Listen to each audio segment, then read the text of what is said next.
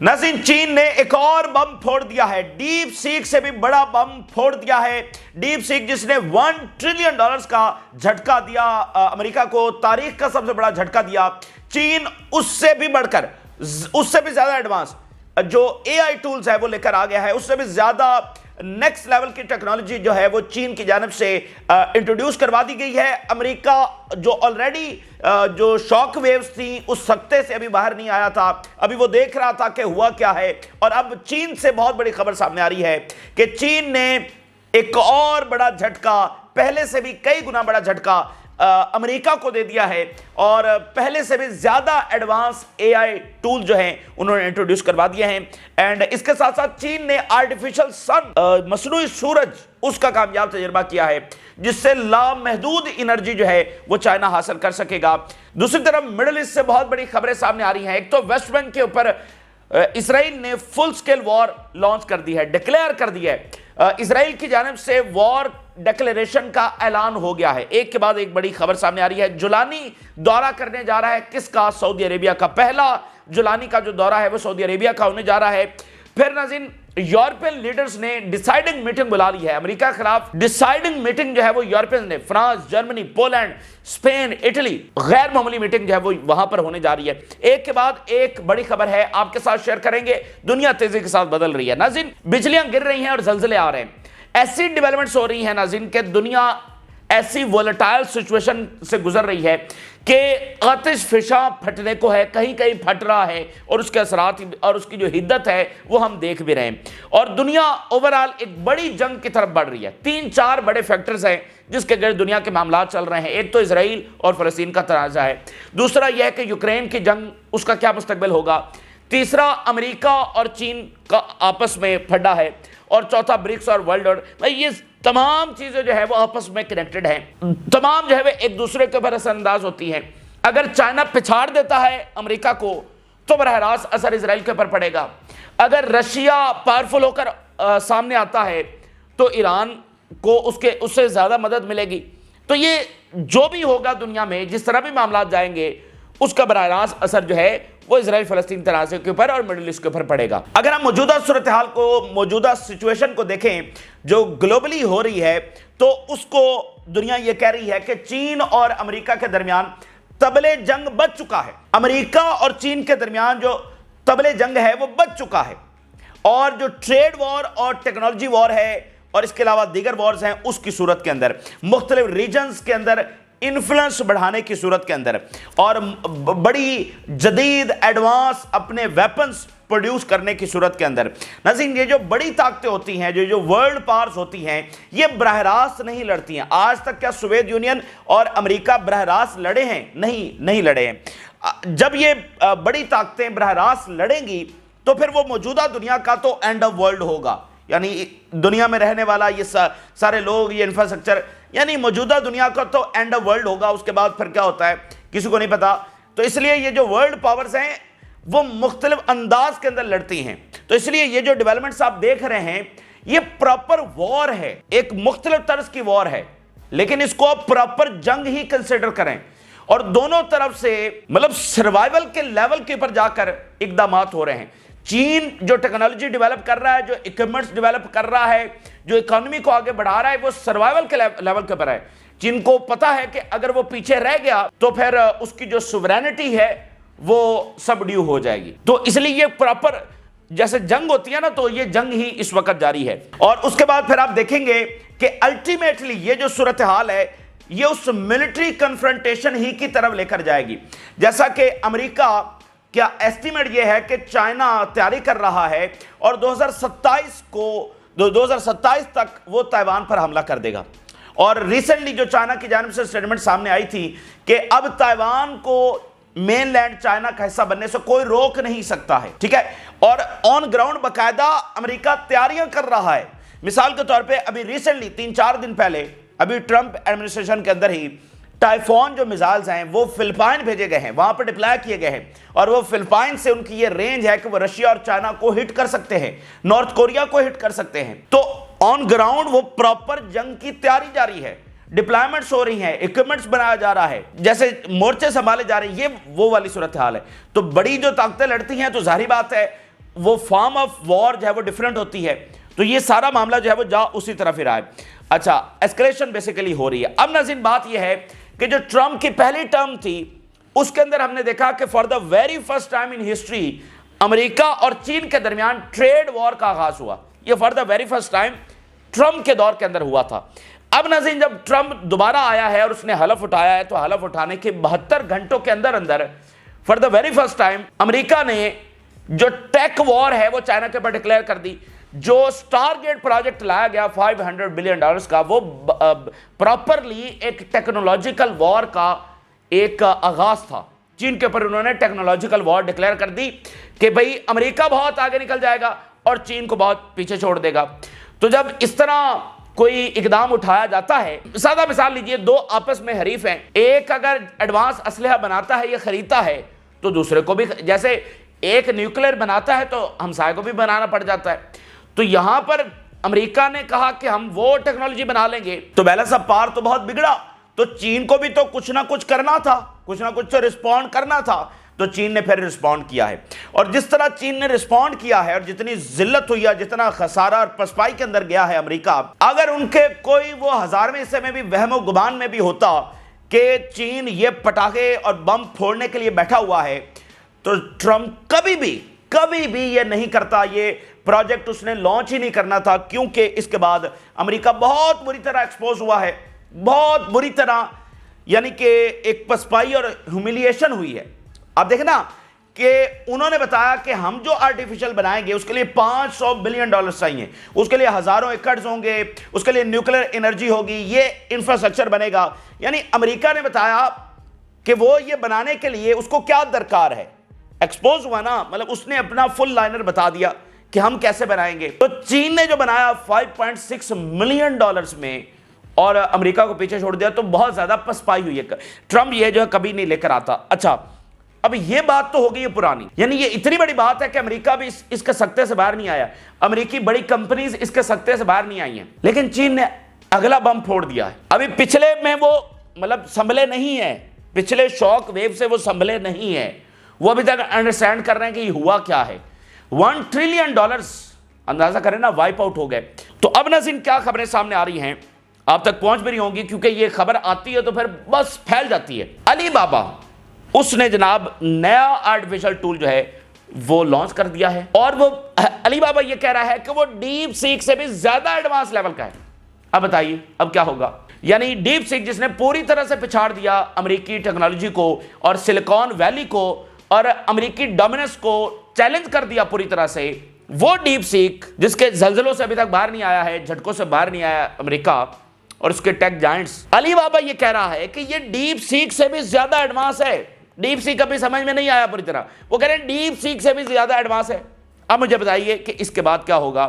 صرف 2 دن کے اندر ابھی تو ڈیپ سیک ڈسکس ہو رہا ہے, اور یہ جو ڈیپ سیک آیا وہ تو ریلیٹیولی غیر معروف فرم پرائیویٹ, اور $5.6 ملین کیا ہوتے ہیں, بچوں کے کھلونے آتے ہیں. $5.6 ملین ہم ان بڑی پارس کی بات کر رہے ہیں. مطلب دیکھیں نا, ایک طرف $500 بلین ہیں اور ایک طرف $5.6 ملین. تو وہ تو ریلیٹیولی غیر معروف فرم تھی, یہ تو علی بابا ہے. ٹھیک ہے, تو علی بابا نے جناب یہ بم پھوڑا ہے پراپر, اور اس اب سمجھ نہیں آ رہی کہ کرنا کیا ہے. China's Alibaba release artificial intelligence platform that it says is better than OpenAI, DeepSeek and Meta. وہ کہتے ہیں نا اپنا ریکارڈ توڑنا, تو وہ کہہ رہے ہیں کہ ہمارے اپنے ڈیپ سیک کو ہم نے پیچھے چھوڑ دیا ہے, یہ اسے بھی زیادہ ایڈوانس ہے. وہ جو ہم پچھلے 2 دن میں ڈسکس کر رہے تھے کہ امریکہ میں یہ اس وقت خوف یہ پایا جا رہا ہے, وہاں پر تشویش یہ پائی جا رہی ہے کہ چلو ڈیپ سیک تو آ گیا, اس کا مطلب چین جو تیاری کر کے بیٹھا ہوا ہے, امریکہ کو اس کی بھنک بھی نہیں لگی کہ چین اس لیول کے اوپر پہنچا ہوا ہے. اب یہ $1 ٹریلین تو چلو گئے, وہ تو صاف ہو گئے, لیکن اس سے زیادہ جو بات ہم ڈسکس کر رہے تھے کہ امریکہ میں یہ خوف پایا جا رہا ہے کہ اچھا چین اتنی تیاری کر کے بیٹھا ہوا تھا, تو اس کا مطلب یہ تو چین کا پھر آغاز ہوا نا ڈیپ سیک. چین اس کے پیچھے سٹاک کے اندر کیا رکھے ہوئے ہے, اب چین کی اگلی موو کیا ہوگی.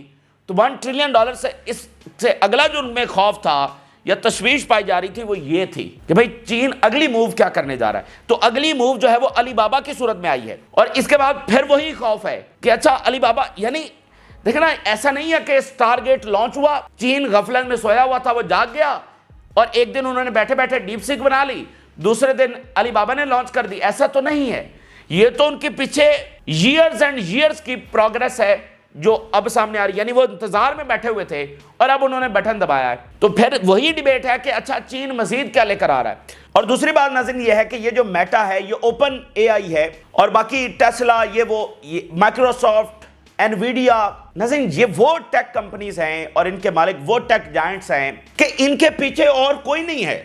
کہ اچھا مثال کے طور پہ چائنا نے اوپن اے آئی کو پچھاڑ دیا, مائکروسافٹ کو پچھاڑ دیا, انویڈیا کو پچھاڑ دیا, تو اچھا امریکہ کی وہ پیچھے کمپنی بیٹھی ہوئی ہے, وہ پیچھے ٹیک جائنٹس بیٹھے ہوئے ہیں. نہیں, پیچھے کوئی نہیں ہے. یہ تو وہ فائنل اور پیک لیول کی وہ کمپنیز ہیں جو ٹیکنالوجی کو مطلب مینج کرتی ہیں اور بناتی ہیں, اور سارا مطلب ان کی ہیجمنی ہے, ان کے پیچھے کوئی بھی نہیں ہے.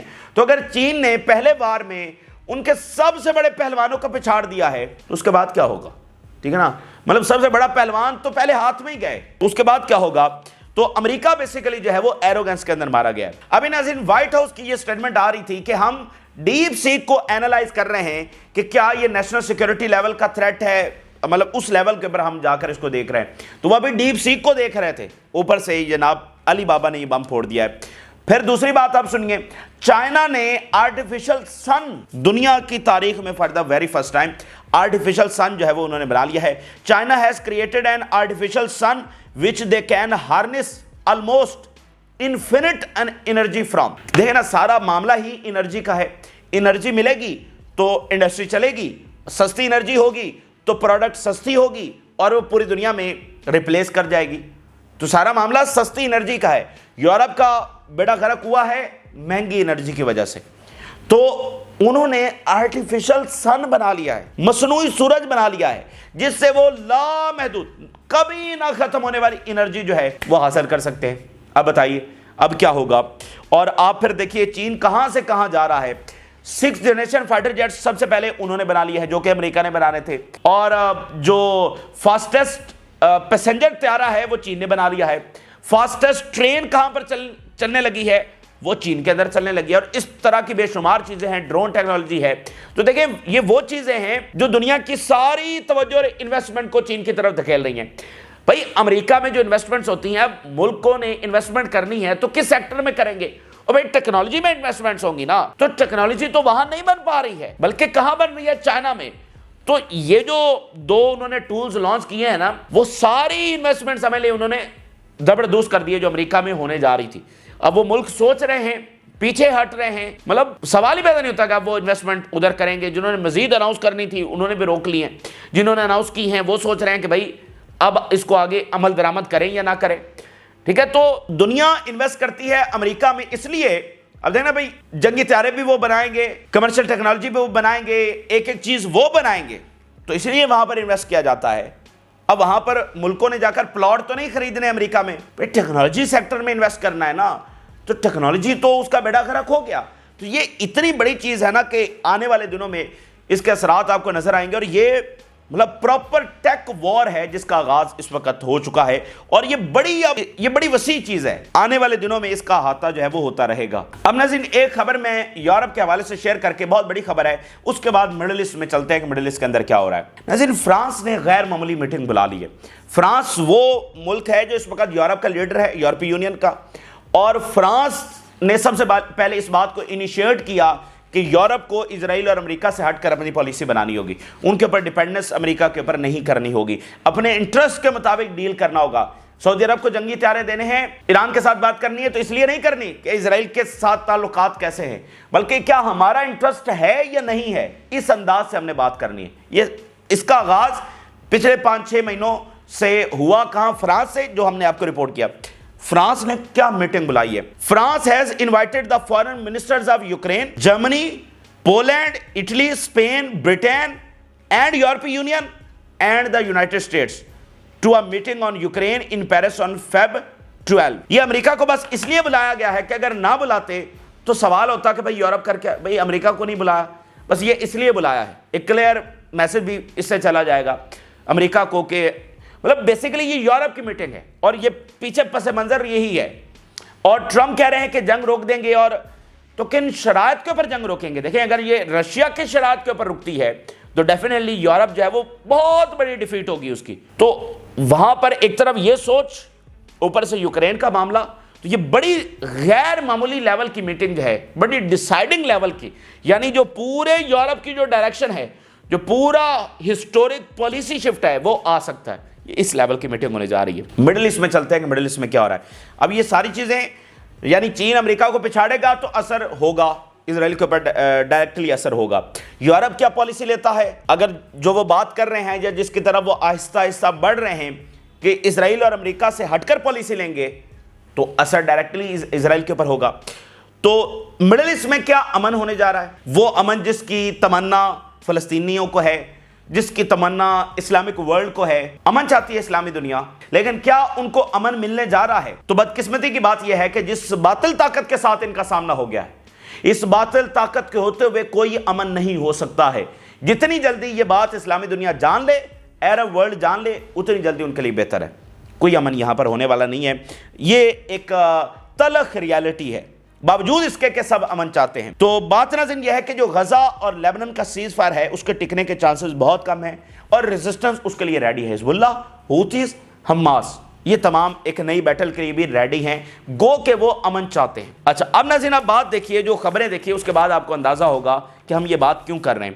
غزہ میں جینوسائیڈ کی، ساتھ ویسٹ بینک کے اندر ایک سائلنٹ وار جاری رہی، لیبنان میں شہادتیں کی، شام کے اندر شہادتیں کی، یمن میں شہادتیں کی. اسرائیل نے اب ویسٹ بینک کے اندر پراپر وار ڈکلیئر کر دی ہے. اسرائیلی ڈیفینس منسٹر سکریچز، Israel has declared war on the West Bank. Israel will remain in the Jenin refugee camp. We have declared war on Palestinian terrorism in the West Bank. The Knesset approves in a preliminary reading a bill that allows the Jews to register themselves as a landowner in the West Bank. West Bank کی زمین ہتھیانے کے لیے نیا بل جو ہے انہوں نے پاس کیا ہے، اور اب یہ جو اسرائیلی ہیں یہ لینڈ آنر بن سکیں گے ویسٹ بینک کے اندر کچھ نئی زمینوں کے اوپر. Our fighters are fighting fierce battle with the occupation forces in the Hammam axis. Resistance جب وہاں پر لڑ رہی ہے. بات ناظرین یہ ہے کہ حماس نے چلو اٹیک کیا تھا، اسرائیل کہتا ہے جی ہم نے جواب میں جا کر اٹیک کیا، ٹوٹلی انجسٹیفائڈ، اس کے اوپر ڈیبیٹ کی بات نہیں. لیکن بات یہ ہے کہ ویسٹ بینک نے کیا کیا ہے، ویسٹ بینک کے اوپر کس جواز کے ساتھ جو ہے وہ وار ڈکلیئر کی گئی ہے. تو یہ بات صرف یہ وہی ہے کہ یہ ایک ایسی باطل طاقت ہے کہ جس کے ساتھ کوئی ایگزسٹنس، کوئی صلح نامہ نہیں ہو سکتا ہے. اگر آپ چلے جائیں 1400 سال پہلے، جو آپ کو ساری تاریخ پتہ ہے اسلام کی، ان کے ساتھ جو بھی معاہدے ہوتے رہے، کیا انہوں نے پاسداری کی؟ ٹھیک ہے، اور پوری ان کی ہسٹری آپ اٹھا کر دیکھ لیں. ٹھیک ہے، انہوں نے کبھی کسی چیز کی پاسداری نہیں کی، اور نہ ہی یہ مڈل ایسٹ میں اس لیے آئے ہیں کہ یہاں پر کوئی امن کر سکیں گے یا عربوں کے ساتھ کوئی مل جل کر صلح صفائی کے ساتھ رہ سکیں گے. جنہوں نے نارملائزیشن کی ہے وہ اپنا انجام بھی دیکھ لیں، وہ اپنا انجام بھی دیکھ لیں اور باقی اس سے سبق بھی سیکھیں. تو اگلی بات ناظرین یہ ہے کہ اسرائیل از ڈیفیٹڈ، یہ بات اسٹیبلش ہو چکی ہے. تو ہم آپ کو یہ کہہ رہے ہیں کہ یہ جو ڈیفیٹڈ اسرائیل ہے یہ چپ کر کے نہیں بیٹھے گا، کیونکہ ڈیفیٹڈ اسرائیل ہی اصل میں اینڈ آف اسرائیل ہے. تو وہ وکٹری کے لیے جائے گا، اس لیے جنگ وہ ادھر کبھی ادھر جہریت، اس کی جو جینوسائیڈ کی ٹینڈنسیز ہیں وہ جاری رہیں گی، منصوبے جاری رہیں گے. اس لیے یہ معاملہ الٹیمیٹلی میدان جنگ کے اندر ہی ہوگا. یہ دنیا کے لیے سب سے بدقسمتی کی بات ہے، اور دنیا کو سوچنا چاہیے کہ وہ اس طاقت کو سپورٹ کر کے انہوں نے کیا اچیو کیا. کیا دنیا کو وہ امن کے دہانے کے اوپر لے کر آئے ہیں، امن کی طرف لے کر آئے ہیں، بڑی جنگ کے دہانے کے اوپر لے کر آئے ہیں؟ اچھا، تو اور اس کے ساتھ اگلی بات یہ ہے کہ آج کے اس اقدام نے مزید عربوں کے اوپر واضح کیا ہے کہ یہاں پر کوئی 2 اسٹیٹ نہیں بنے گا. آج انہوں نے ویسٹ بینک کے اوپر وار ڈکلیئر کر دی ہے. مطلب ویسٹ بینک نے کیا کیا ہے جن کے اوپر وار ڈکلیئر کی جا رہی ہے، ان کی عمارتیں گرائی جا رہی ہیں، فلسطینیوں کو مہاجر بنایا جا رہا ہے، شہادتیں ہو رہی ہیں. ٹھیک ہے، ان کا کیا قصور ہے؟ پھر آپ دیکھیں کہ غزہ میں جو ریلیف ملا ہے فلسطینیوں کو، وہ اسرائیل کو کسی طور پر پسند نہیں ہے. ایک بھوکے بھیڑیے کی طرح اس وقت وہ بیٹھا ہوا ہے حملہ کرنے کے لیے. ٹھیک ہے، وہاں پر وہ پوری تیاری کر رہا ہے. اور ابھی جو ایک تازہ رپورٹ کے مطابق ذرا دیکھیے، clearing explosives in Gaza to delay rebuilding for years. اتنے بم ان ایکسپلوڈڈ پڑے ہوئے ہیں کہ ان کو نکالتے ہوئے کئی سال لگیں گے. آپ کو بتائیں جو ویتنام وار کے اوپر، ویتنام وار میں جو امریکہ نے بم گرائے تھے وہ ابھی تک مکمل کلیئر نہیں ہوئے ہیں. ویتنام میں ابھی بھی مائننگ ہو رہی ہے، आज के दिन भी कि वहां से बम अनएक्सप्लोडेड निकाले, इतनी बमबारी हुई थी। इससे भी अगली बात सुनिए, वर्ल्ड वॉर के बॉम्ब्स भी अभी तक मुकम्मल खत्म नहीं हुए हैं। वर्ल्ड वॉर के बॉम्ब्स मुख्तलिफ मुल्कों में, जर्मनी के अंदर जो बमबारी जर्मनी के अंदर ऊपर हुई थी, तो वो वहां से अभी तक वो निकाल रहे हैं, वो माइनिंग होती रहती है, कुछ और मुल्कों के अंदर माइनिंग। वर्ल्ड वॉर के टाइम के जो बॉम्ब्स हैं अभी तक निकाले जा रहे, तो गजा में बहुत बड़ी तादाद के अंदर बॉम्ब्स पड़े हुए हैं। अच्छा, अगर ये बैटल चिड़ती है तो ये बात ज़हन में रखें कि हमास इसी से गोला बारूद बनाएगी, यही बारूद निकाल कर वो अपने वेपन्स भी बनाएंगे। तो ये एक सूरत हाल है।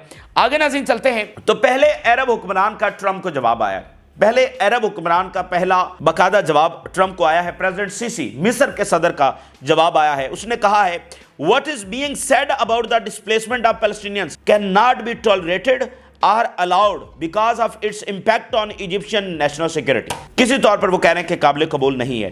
तो ये बिल्कुल वाज़ेह है कि ये होना भी नहीं था, हमने तो पहले दिन कह दिया था।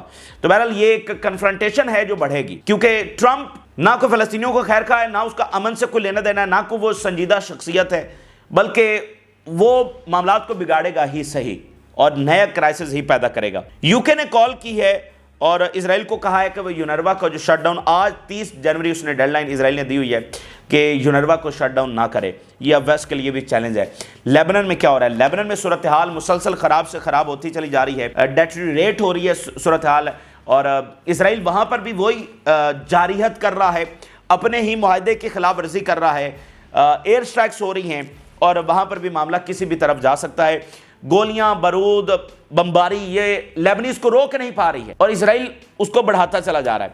Unarmoured southern Lebanese DeFi Israeli occupation, injuries reported. मतलब वो लेबनीज आते चले जा रहे हैं। Lebanese people right to confront occupation is legitimate. Hezbollah is ceasefire with Lebanon persistently attacking residents of southern villages and demolishing homes and lands in the region। घर गिरा रहा है लेबनीज के, आप जरा अंदाजा करें। अब ये कौन सी जंग हो रही है? लेबनीज के घर जो है वो इस वक्त गिराए जा रहे हैं। तो जो एस्टिमेट है कि वहां पर ये एक फ्रेजाइल सा जो एग्रीमेंट है वो किसी भी वक्त जो है टूट सकता है। और मैंने आपको बताया ना कि डिफीटेड इजराइल वो चुप करके नहीं बैठेगा। कुछ बड़े राब्ते हो रहे हैं, कुछ बड़ी मुलाकातें हो रही हैं, कुछ बड़ी कॉल्स हो रही हैं। जुलानी पहला अपना विजिट सऊदी अरेबिया का करने जा रहे हैं। हालांकि एक्सपेक्टेड ये था कि वो टर्की का विजिट करेंगे, लेकिन ये गैर मामूली है। उनके फॉरेन मिनिस्टर ने भी पहला दौरा सऊदी अरेबिया का किया। जुलानी भी अपना पहला दौरा very very unusual Saudi Arabia का करने जा रहे हैं। और इसको जरा एक और अंदाज में देखेंगे। Saudi Arabia once upon a time जब ईरान के साथ कोल्ड वॉर जारी थी, वो लेबनान, शाम, बाकी मुल्कों में अपना इन्फ्लुएंस चाहता था और आज उसको वो इन्फ्लुएंस मिल रहा है। सऊदी जो सीरिया था बशर असद ईरान का इत्तेहादी, लेबनान में इन्फ्लुएंस नहीं था सऊदी अरेबिया का, लेकिन अब शाम के अंदर ये वाला इन्फ्लुएंस उनका ग्रो हो रहा है। लेबनान के अंदर वो पूरी कोशिशें उनकी आप देख रहे हैं, उनकी एक्टिविटीज किस तरह से आगे बढ़ रही हैं। तो सऊदी अरेबिया क्या डायरेक्शन लेता है, अगेंस्ट रेजिस्टेंस लेता है, तो ये भी बहरहाल देखना बाकी है, लेकिन ये बड़ी डेवलपमेंट्स हैं जो हो रही हैं। अच्छा, इसी दरमियान नाज़रीन, इजराइल जो है वो सीरिया के अंदर बेसिस बना रहा है, ऐसी रिपोर्ट्स भी आ रही हैं। माउंट हरमोन के ऊपर उसने अभी हेलीपैड बनाया है, तो इस तरह की प्रेजेंस भी वो आगे बढ़ा रहा है। ईरान और यूके की कॉल हुई है, बड़ी इंपॉर्टेंट ये बात है। Iranian foreign minister discussed nuclear negotiations and regional developments in a call with British counterpart। Iran का फोकस यूरोप के साथ इंगेजमेंट करने से है, अमेरिका के साथ ज्यादा नहीं, यूरोप के साथ इंगेजमेंट की बात जो है वो ईरान कर रहा है। यूके के फॉरेन मिनिस्टर के साथ उनकी बात हुई है, तो ये भी काफी इंपॉर्टेंट है। तो ये नाज़रीन ताज़ा तरीन तफसीलात हैं जो आपके साथ शेयर की। आपने राज आगाह करें, जिन लोगों ने चैनल को सब्सक्राइब नहीं किया उनसे रिक्वेस्ट करेंगे कि चैनल को जरूर सब्सक्राइब कर लें। इजाज़त दीजिए, अल्लाह हाफ़िज़।